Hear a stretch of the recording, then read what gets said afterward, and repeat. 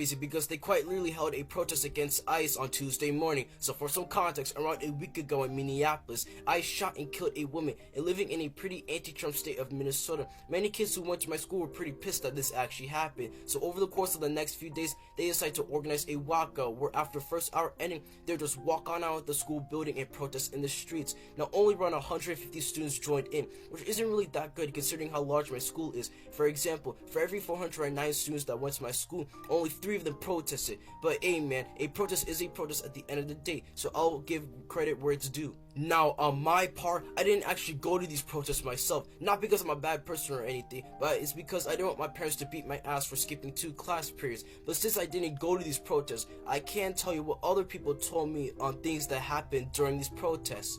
First, a close friend of mine and his little brother just went home. That's it. He told me a teacher saw them leave, but they didn't get in trouble since she or he didn't really care, so they got away with the crime scot-free. But yesterday morning, he told me since his mom found out, he can't participate in any more walkouts anymore, so that's sad.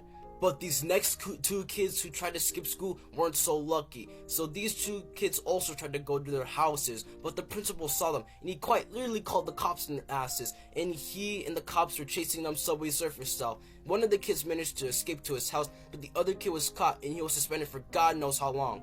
The third thing that happened during these anti-ICE protests is that one of my close friends who was actually attending these protests tried calling ICE like 5 times. I don't know why he would do that. That guy is low-key a supervillain, not gonna lie.